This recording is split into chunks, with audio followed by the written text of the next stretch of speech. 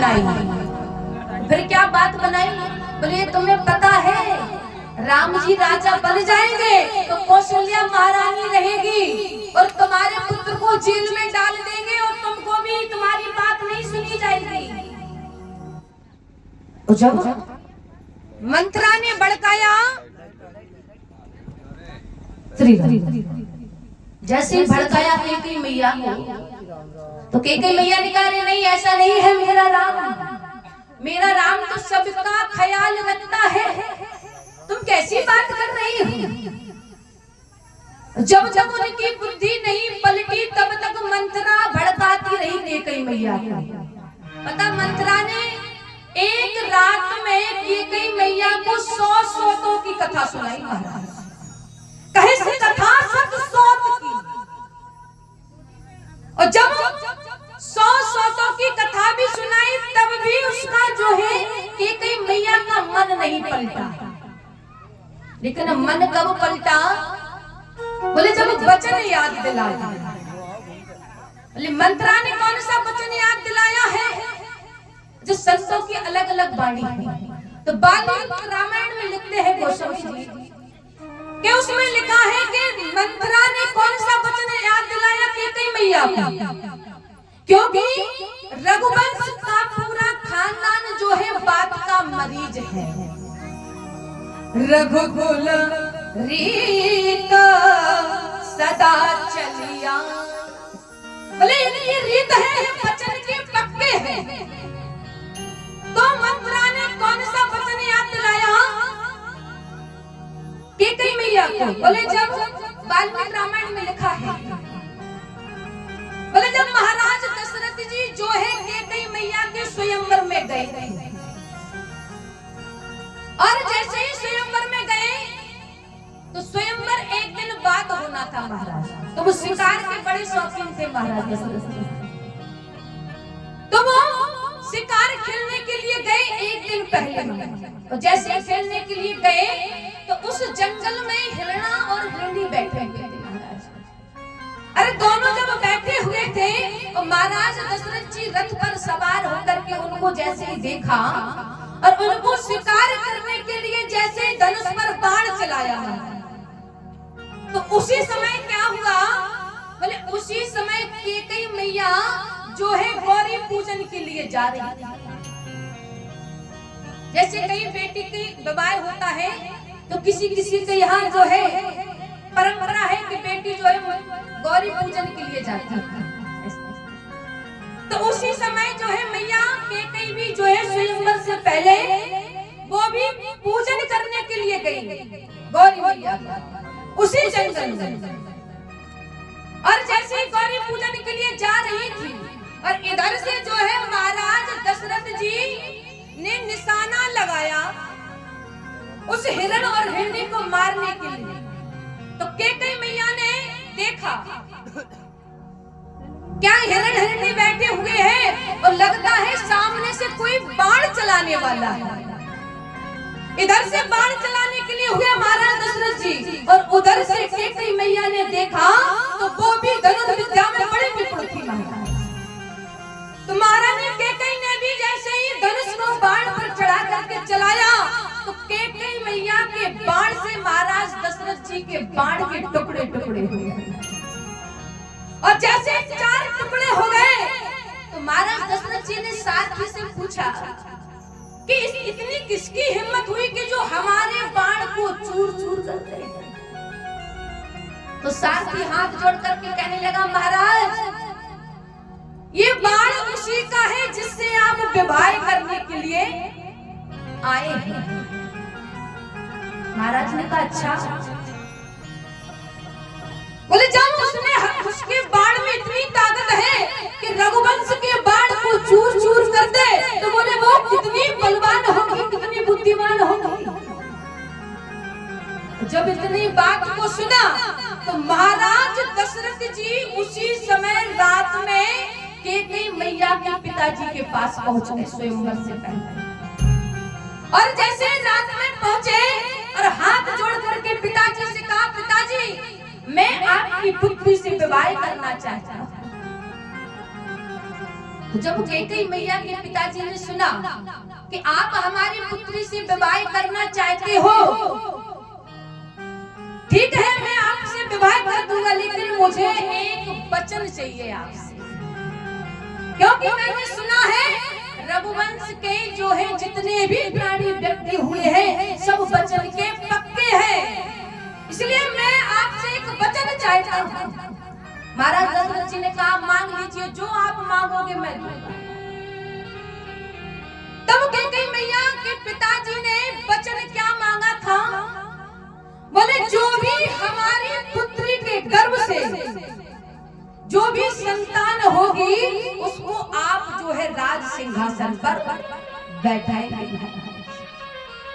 तो महाराज दशरथ जी ने वचन दे दिया, तो उस वचन को जो है भूल गए थे, तो मंथरा ने उस वचन को याद दिलाया कि कहीं को वो वचन याद करिए, नहीं तो इसकी जो है वचन की जो यहाँ मर्यादा है वो खत्म हो जाएगी। जब एक वचन याद दिलाया मंत्रा ने कैकेयी को, तो दूसरा वचन अपने आप याद आ गया महाराज। इसलिए मैया कैकेयी की बुद्धि यहाँ पर पलटी कि यहाँ वचन की मर्यादा भंग हो जाएगी, इसलिए जब वचन याद दिलाया तो कैकेयी मैया ने क्या किया? बोले मंथरा के कहने से कोप भवन में चली गई। बोले आप जो है आज बहुत अच्छा समय है, तुम जो है महाराज दशरथ जी से अपने वो दो वरदान मांग लो। एक तो ये वचन याद आया, और कुछ संत कहते हैं कि महाराज जो है राम जी जब छोटे थे, ये बन जाने के प्रमाण है महाराज। एक तो वाल्मीकि रामायण का, दूसरा रामचरितमानस में लिखा है। दूसरा प्रमाण क्या है? बोले राम जी को वन कब दिया?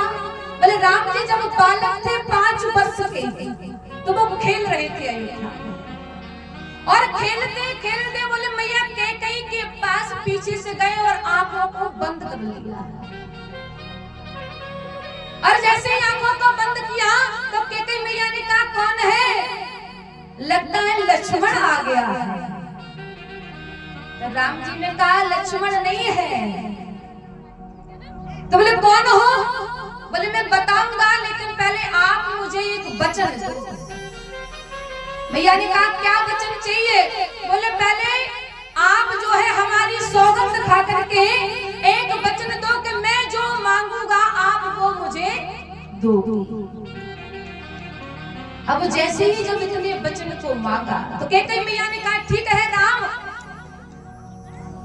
मैं तुम्हारी सौगंध खाती हूँ, जो तुम मांगोगे मैं तुम्हें वो अवश्य दूंगी। जब नेत्रों से हाथ को हटाया और राम जी सामने आए तो कहा मैया आपने मुझे वचन देने का वादा किया है। मैया ने कहा मांगो पुत्र, क्या मांगना चाहते हैं? मैं मेरी प्राण भी मांगोगे तो भी मैं प्राण अपने दे दूंगी। राम जी ने कहा कि मैया मुझे प्राण नहीं चाहिए, पर मुझे ऐसा वचन चाहिए कि आप जो है मरने के समान हो जाओ। मैया ने कहा पुत्र आप क्या मांगना चाहते हैं? बोले अगर मैं उस समय की बात कर रहा हूँ, बोले जब महाराज दशरथ जी जो है जब हमारे पिताजी हमारे राज होने की बात को कहे, तब आप मुझे 14 वर्ष का वनवास मांग लीजिए। इसलिए प्राण से जाना तो आप जो है वैसे भी मरी हो जाओगे।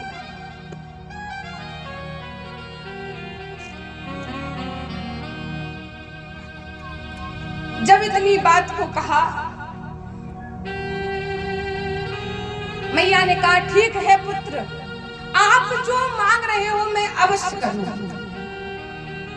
तो जब ऐसा वचन याद दिलाया तो कैकेयी मैया जो है कोप भवन में पहुंच गई। और जैसे ही कोप भवन में पहुंची पूरे भेष ही बदल दिया महाराज। और इधर जो है महाराज दशरथ जी को पता चला। कहा चलो केकई के पास जाते हैं, उनको भी बड़ी सुंदर खबर सुनाते हैं कि राम जी राजा बनेंगे सुबह होते ही। और जैसे ही महाराज दशरथ जी जो है खबर सुनाने के लिए जा रहे थे तो पता चला कि वो तो कोप भवन में है। और जब कोप भवन का की बात सुनी महाराज तो दशरथ जी कांपने लगे और कांपते जो है कोप भवन में पहुंचे। और जैसे ही भेष देखा तो महाराज दशरथ जी तो इतने अधिक कष्ट से व्याकुल हुए कि पता नहीं क्या हो गया। और जैसे पास में पहुंचते हैं तो कहा देवी क्या हुआ है, किसी ने तुमसे कुछ कहा है क्या?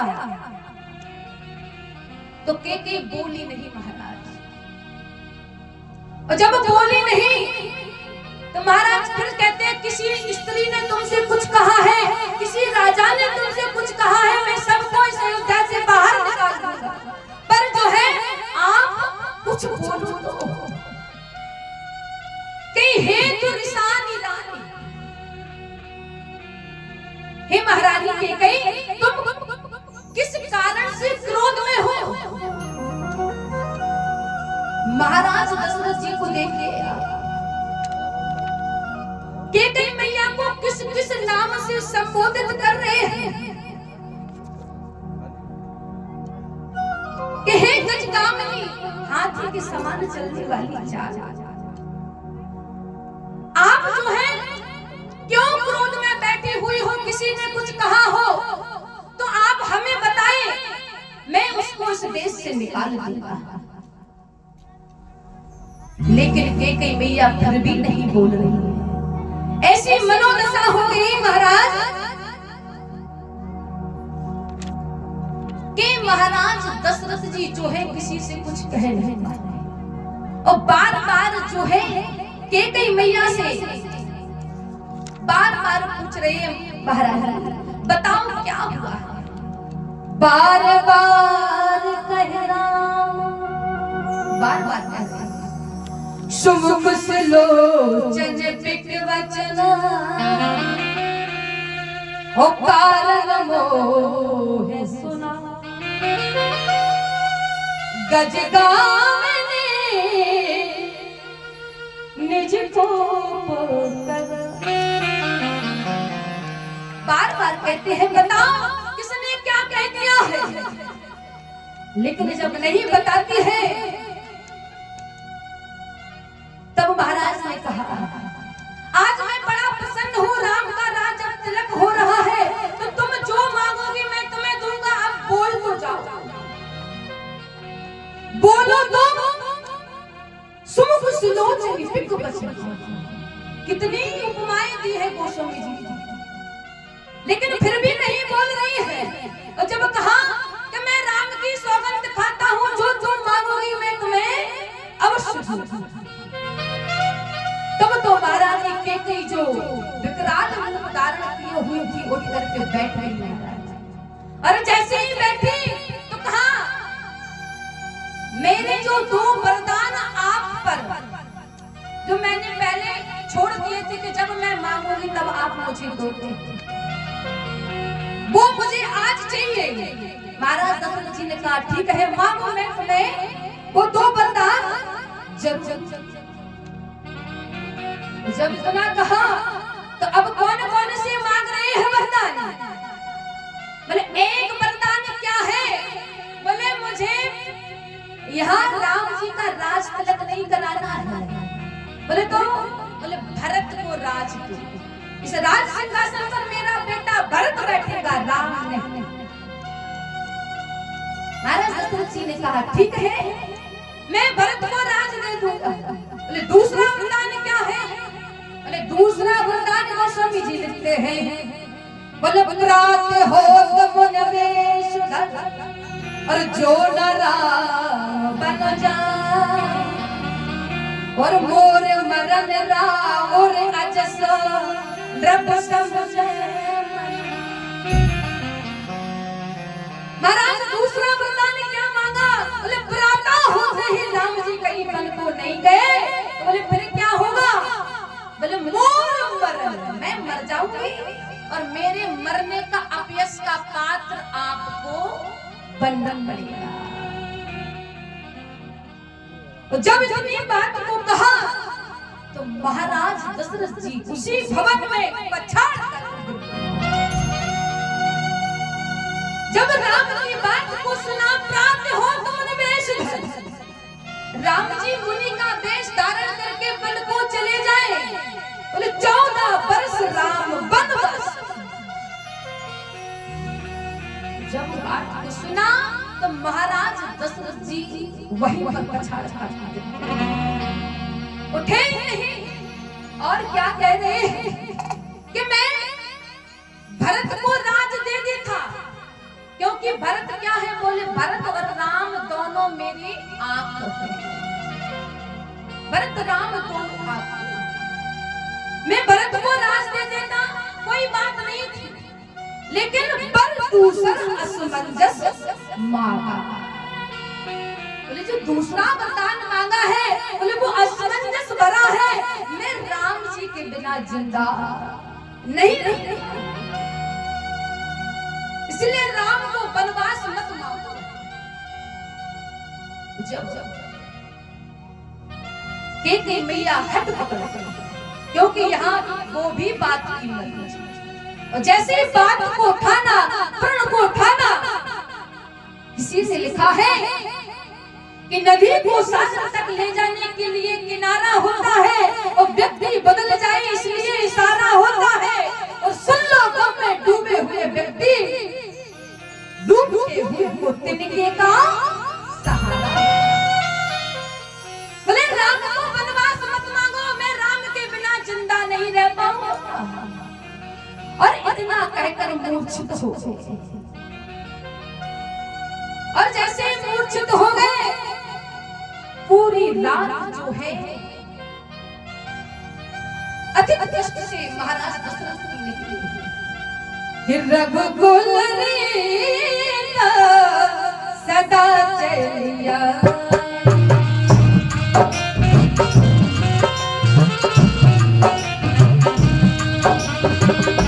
रघुकुल रीता सदा चलिया, रघुकुल सदा चलिया, रघुकुल सदा चलिया, रघुकुल सदा चलिया, प्राण जाए पर वचन न जाए, प्राण जाए पर वचन न जाए, प्राण जाए पर वचन न जाए, प्राण जाए पर वचन न जाए। जब ऐसे वचनों को महारानी कैकेयी ने ठान लिया तो पूरी रात बीत गई, और जब प्रातः हुआ तो महाराज दशरथ जी जागे ही नहीं, और जागे नहीं तो इधर से जब सुमंत जी महाराज गए,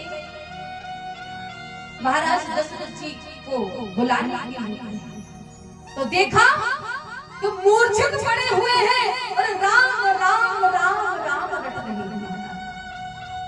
कैकेयी मैया से पूछा महाराज को क्या हो गया है? तब तो कैकेयी क्या कहती है, मुझे क्या पता क्या हो गया है, रात भर से राम राम राम राम कह रहे हैं, राम को ही बुला के लाओ, वो ही जाने इनको क्या हो गया। और जब सुमंत्र जी से इतना कहा और राम जी को बुलाया गया तो राम जी आए कैकेयी मैया के पास, और जब जैसे ही राम जी आए कहा माँ क्या हुआ? बोले पता नहीं, तुम्हारे पिताजी जो है रात भर से राम राम रट रहे हैं, मैंने तो केवल इतना कहा है कि भरत को राज दे दो और राम को 14 वर्ष का वनवास। राम जी बड़े मुस्कुराने लगे, प्रसन्न हुए। माँ मानो ये बता रही हो कि मैंने तुम्हारा जो वचन दिया था तुम्हें वो आज हमने पूरा कर दिया। ये राम को बता। और जब राम जी से इतना कहा तो राम जी बड़े प्रसन्न है। मैया ये तो बहुत अच्छी बात है, मैं वन को चला जाऊंगा, लेकिन पिताजी इतनी सी बात पर इतने व्याकुल क्यों हो रहे हैं? तो वहां जो है राम जी ने वैसे कौशल्या मैया से क्या कहते हैं? बोले माता। लेकिन यहाँ कैकेयी मैया से क्या कह दिया? बोले जननी नाम से संबोधित किया। ये हमारी असली माता है। कैसे? बोले सुन जननी सोई सुख बड़ा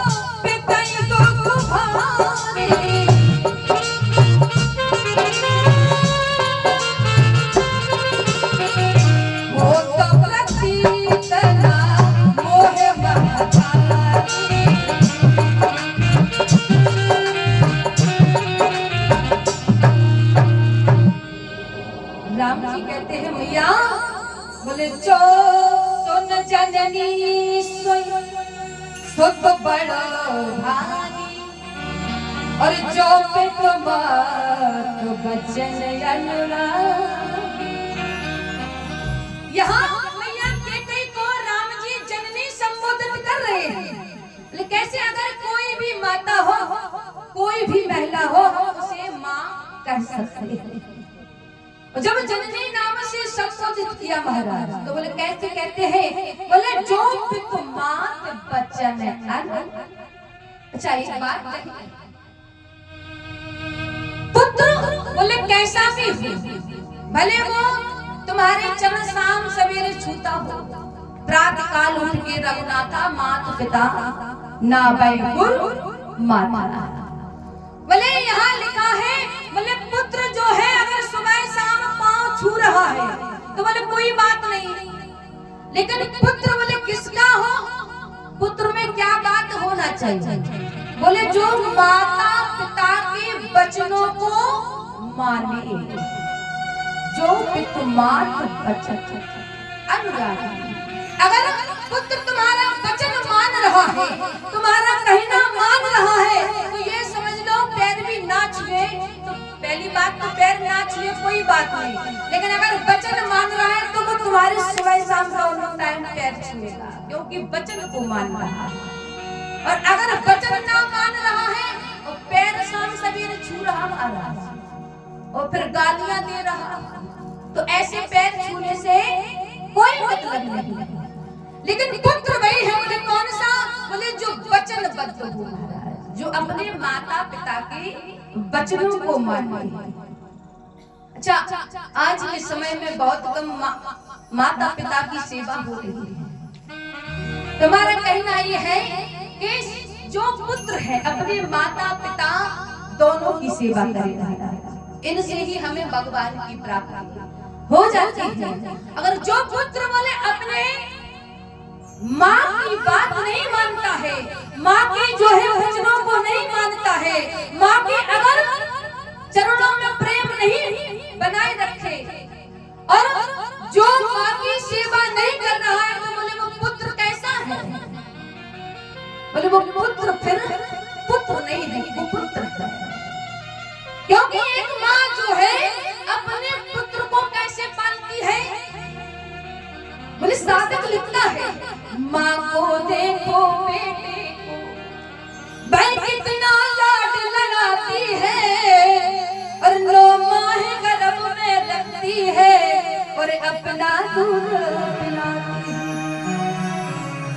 9 माह गर्भ में रखती है और अपना दूध पिलाती है और मलमूत्र साफ करती उसका, बलिहारी उस पर जाती है और गीले में सोती है, खुद सूखे में उसे सुलाती है। और ऐसी माता को त्यागे जो वो पुत्र नरक का गामी है, वो पुत्र नहीं है, पुत्र कहलाता दूध भरा। बोले ऐसी माता को, ऐसे पिता की अगर पुत्र सेवा नहीं करता, तो बोले क्या है? बोले है वो पुत्र कहलाता दूध हरा। क्योंकि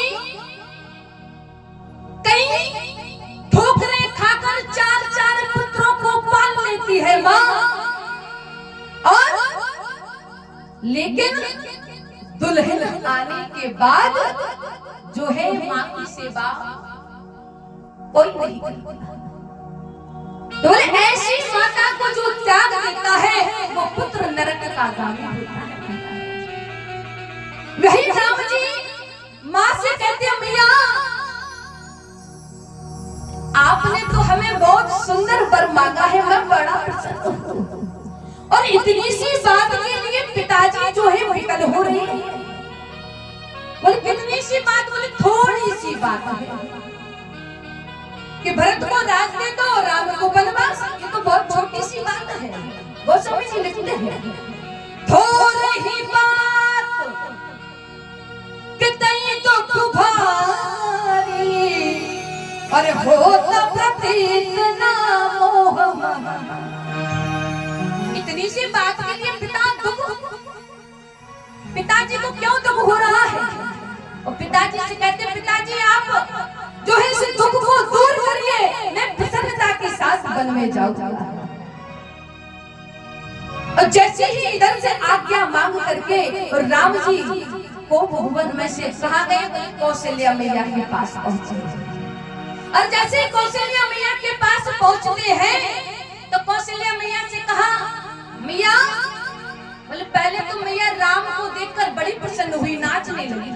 बोले राम जी राजा बन रहे हैं, अभी पता नहीं है, तो नाचने लगी और कहने लगी, राम तुमने अभी तक स्नान नहीं किया, कितना समय हो गया?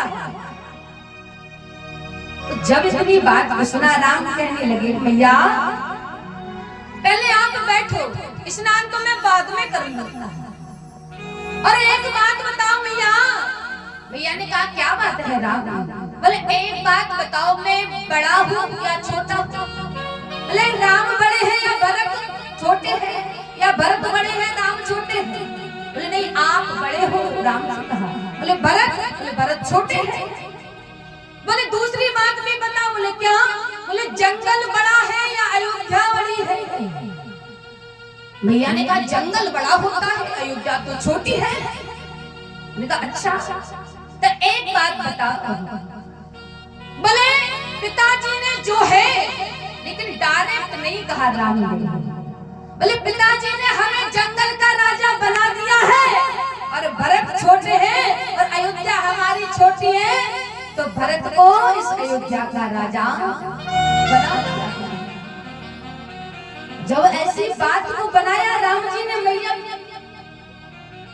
दुखी कहने लगी, राम ठीक है, पिताजी ने तुम्हें जो है जंगल का राजा बनाया है, ये सही है, क्योंकि पिता की आज्ञा मानना पुत्र का धर्म है, लेकिन पिता से बढ़कर माँ होती है, इसलिए मैं कहती हूँ तुम जंगल में नहीं जाओगे। लेकिन एक बात है, कौशल्या मैया कहने लगी, और अगर कहीं कैकेयी मैया ने आज्ञा दे दी हो तो आप फिर स्वयं जा सकते हैं, क्योंकि दोनों की आज्ञा मिली है। जब इतनी बात को सुना, राम ने कहा कैकेयी मैया ने तो हमें आज्ञा दे दी। जब बातचीत कर रहे कौशल्या मैया से, तो कौशल्या मैया ने कहा ठीक है राम, भरत जो है अयोध्या का राजा बनेगा और तुम वनवास के राजा बनोगे, कोई बात नहीं, क्योंकि माँ की आज्ञा अगर मिल जाए तो वो वन भी अयोध्या से कम नहीं। जब इतनी बात को पता चला, अब सीता मैया भवन में, सीता मैया को पता चला, सीता मैया कहने लगी हम भी स्वामी आपके साथ चले। राम जी कहने लगे आप यहीं पर रहिए, वो तो कठोर जंगल है, उसमें आप नहीं रह पाओगे। जब सीता मैया ने कहा स्वामी मैं आपके बगैर ये अयोध्या भी जंगल से कम नहीं, और मैं आपके साथ उस जंगल में जाऊंगी, उस वन में जाऊंगी, तो वो भी मुझे अयोध्या लगेगी। जब इतनी बात को कहा तो राम जी कहने लगे ठीक है, तो आप भी मेरे साथ चलिए। अब सीता मैया नहीं मानी, वो भी साथ के लिए तैयार है। अब इतने में लक्ष्मण जी भी आ गए महाराज, और जैसे ही लक्ष्मण जी आए, लक्ष्मण जी कहने लगे भैया मैं भी आपके साथ चलूंगा। राम जी कहने लगे लक्ष्मण से कि आप जो है यहीं पर रहिए, क्योंकि भरत जो है अभी यहाँ पर है नहीं, ननिहाल में है, और जब तक वो वापस नहीं आ जाता तब तक तुम जो है पिताजी की देख रेख करोगे, अयोध्या की देखभाल करोगे। लक्ष्मण जी ने कहा कौन पिता? मैं किसी पिता को नहीं जानता हूँ। राम जी ने कहा पिता, हमारे पिता और कौन से पिता? बोले नहीं मैं किसी को नहीं जानता हूँ। मोरे तात तुम्हें एक मेरे तो सब कुछ आप ही हो, मैं किसी को नहीं जानता हूँ, इसलिए मैं भी तुम्हारे साथ चलूंगा। जब लक्ष्मण जी भी नहीं माने तो राम जी ने उनसे भी कह दिया कि आप भी हमारे साथ चलो। वैसे बात भी वरदान में यही है, इसमें अलग अलग नहीं है, लेकिन इसका शब्द समझना पड़ेगा। कैकेयी मैया ने क्या मांगा था? बोले तापस विशेष उदासी, तापस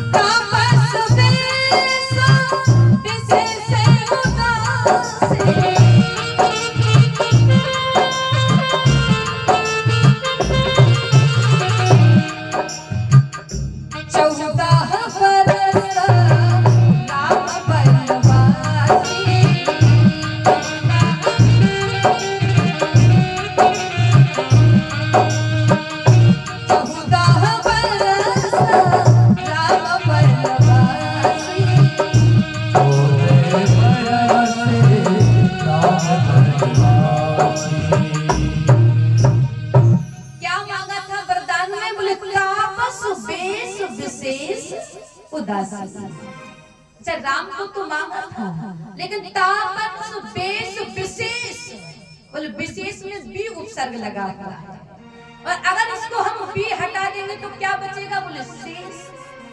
तो बोले शेष के अवतार कौन है? बोले लक्ष्मण जी महाराज। और फिर बोले आखिरी में आया बोले उदासी, और इसमें से ऊ हटा देंगे तो क्या बचा? बोले दासी। तो राम जी की दासी कौन है? तो सीता मैया। तो इसमें तीनों को वनवास मांगा गया है। तापस वेश विशेष उदासी और 14 बरस राम वनवास। बोले 14 वर्ष का वनवास मांगा, इसलिए लक्ष्मण जी कहते हैं कि तुम ही मेरी नैया, मैं किसी पिता को नहीं जानता हूँ, मैं तो आपके साथ चलूंगा क्योंकि तुम ही सब कुछ हो मेरे। तो क्या लिखा? बोले तुम ही मेरी नैया, किनारा तुम ही हो, मेरी जिंदगी का सहारा तुम ही हो, मेरी जिंदगी का सहारा तुम ही हो। सभी लोग गाएंगे तालियों के साथ, क्योंकि राम क्या है? बोले राम नाम काली अभिमत दाता और हित पर लोक उन्हीं के नाम से हमारा उद्धार है। क्योंकि लिखा है क्या?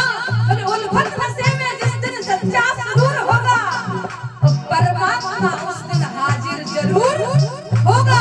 बोले क्या है? बोले ना निराकार है ना साकार है, भक्त की याद पर वो लगाता है, ये परमात्मा है। इसीलिए सभी लोग प्रार्थना करेंगे क्या?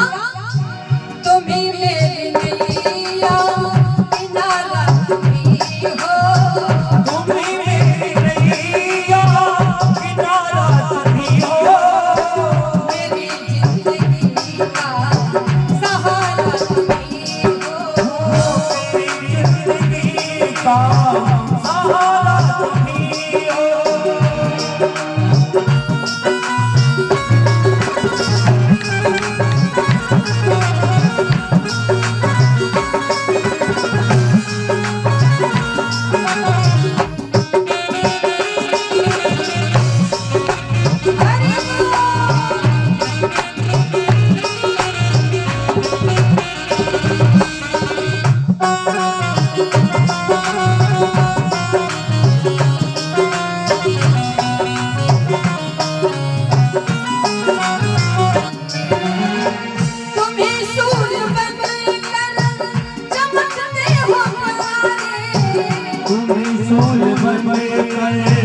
चमकते हो प्यारे, तुम ही सूर्य बनकर चमकते हो प्यारे, तुम ही सूर्य बनकर चमकते हो प्यारे, तुम ही बिजली बनकर कड़कते हो प्यारे, तुम ही बिजली बनकर कड़कते हो प्यारे, तुम ही बिजली बनकर कड़कते हो प्यारे, तुम ही बिजली बनकर कड़कते हो प्यारे, तुम ही चांद तारे, तुम ही चांद तारे, सितारा तुम ही हो, तुम ही चांद तारे, सितारा तुम ही हो, तुम ही चांद तारे, सितारा तुम ही हो, मेरी जिंदगी का सहारा तुम ही हो, मेरी जिंदगी का सहारा तुम ही हो।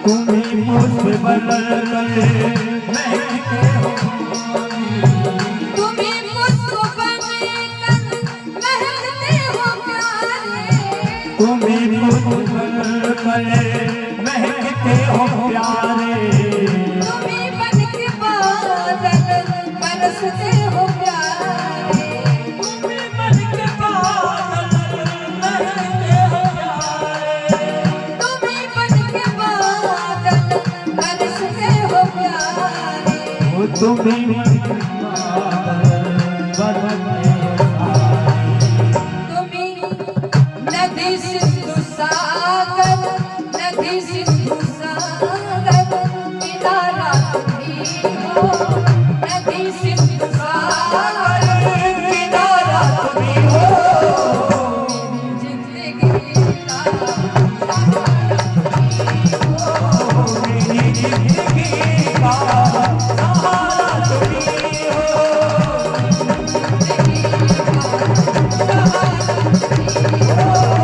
मेरी जिंदगी का सहारा तुम ही हो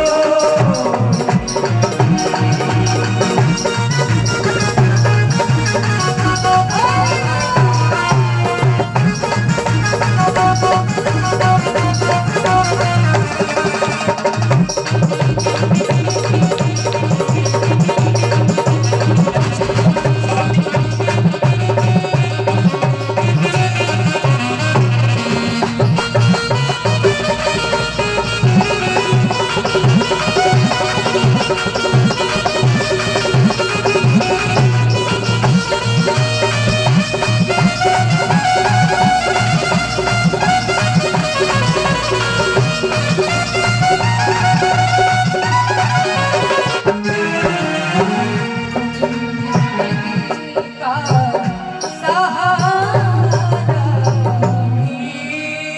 बोले राघवेंद्र सरकार की।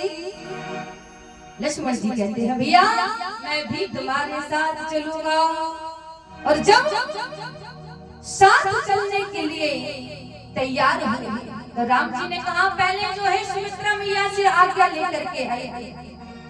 तो लक्ष्मण जी जैसे ही मैया के पास पहुंचे कहा मां मैं भी जो है भैया के साथ जाऊंगा मैं जाऊं। तो सुमित्रा मैया क्या कहती है बोले जहां राम नहीं वहां लक्ष्मण का कोई काम नहीं है इसलिए अब तुम्हारे काम कछु नहीं। जब जैसे आज्ञा मिली महाराज तो तीनों जो है मुनि का वेश धारण करके और पिताजी के पास आज्ञा लेने के लिए जैसे ही पहुंचे क्योंकि राम जी के बिना सब कुछ अधूरा है। कहते हैं आराम की तलब है तो एक काम कर बोले आराम की तलब है तो बोले एक काम कर बोले आराम की शरण में और राम राम बोले राम का नाम कैसा है बोले 2 अक्षर का है राम। इसीलिए ये 2 अक्षर का नाम क्या करता है बोले हमारा उद्धार कर देता है। राम नाम मणि जी है गहरी द्वार और तुलसी भीतर बाहर जो चाह सिया। क्या है बोले राम जी का नाम जो है राम जी का नाम क्या है बोले मणि के समान है और अगर इस मणि को हम अपनी जिह्वा पर धारण कर ले बोले क्या होगा बोले हमारे भीतर बाहर दोनों ओर उजाला हो जाएगा। बोले राम का नाम इतना ताकतवर है ऐसा नहीं है केवल एक बार राम का नाम ले लीजिए उससे भी तुम्हारा उद्धार हो जाएगा। भारत राम कहत जग जीव और हो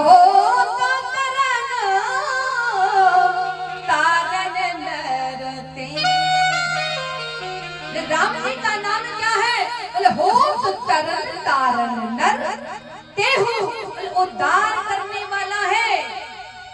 कैसे? बोले व्यक्ति स्वयं तो तरता ही है, साथ में तारने की भी सामर्थ्य रखता है। और कोई कहे कि हमें जो है समय नहीं है भगवान के नाम को जपने का, तो महाराज गोस्वामी जी कहते हैं तुम कोई भी काम करो, महिलाएं चाहे आटा गूंथे, चाहे रोटी बनाए, चाहे कपड़े धोए, कुछ भी करें, लेकिन भगवान का नाम लेती रही महाराज। माला जपने का समय नहीं है, तुम मुख से भगवान का नाम जपो, यही हमारा उद्धार कर देता है। अच्छा, इसका एक भी और प्रमाण है। कहते हैं बोले राम जी का नाम जो है हम 2 बार ही क्यों लेते हैं? जैसे कोई दादाजी मिल जाए और हम कहें दादाजी राम राम, 2 बार ही क्यों लेते? 1 बार भी तो ले सकते हैं, लेकिन 2 बार लेते हैं। 2 बार क्यों लेते हैं? बोले अगर जिसको भी माला फेरने का समय न हो वो 2 बार राम राम कह ले तो उसको 108 मनके की माला हो जाती है। बोले कैसे हो जाती है? इसका भी प्रमाण है। बोले राम जी का नाम कितने अक्षर का है? बोले 2 अक्षर का, रा और मा। तो राम कितने में अक्षर पर आया है? ये हिंदी वर्णमाला है, अपन पढ़ते हैं ना, छोटा बड़ा छोटी बड़ी पढ़ते ना सब। इसी वर्णमाला में बोले रा शब्द कितने अक्षर पर आया? बोले 27वें अक्षर। और जो डंडा लगा है रा, बड़ा का डंडा लगा है कि नहीं? अब उसमें करते प्लस कितने? बोले बड़ा का डंडा कितने अक्षर है? बोले 2 अक्षर पर, छोटा और बड़ा है कि नहीं? दूसरे अक्षर। अब बोले माँ कितने अक्षर पर है? बोले 25वें अक्षर। अब हम इसको जोड़ दे महाराज, 27 प्लस 2 प्लस 25 कितने हो जाएंगे? जोड़ो। मैथ कमजोर है, कोई पढ़ा लिखा बैठा है, सब पढ़े लिखे बैठे। कितने हुए? बोले 54।